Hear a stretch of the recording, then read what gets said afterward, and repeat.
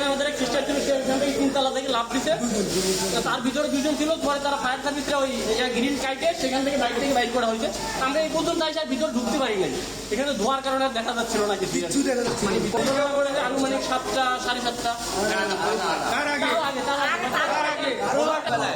Medical মোড়ে তারপরে আমি কাপ ফেলাই থুয়ে চলে আসছি, আসি দেখি যে আইসিতে লোকজন বের করে সব অপারেশন আমি দুজনে মিলে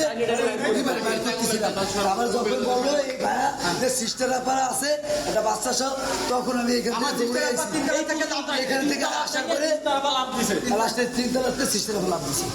আমি ভয়তে লাভ দিছে, রোগীর ক্ষতি হয়েছে, আইসি রোগীদের ক্ষতি হয়েছে, শুধু আইসির রোগীদের ভয়তে।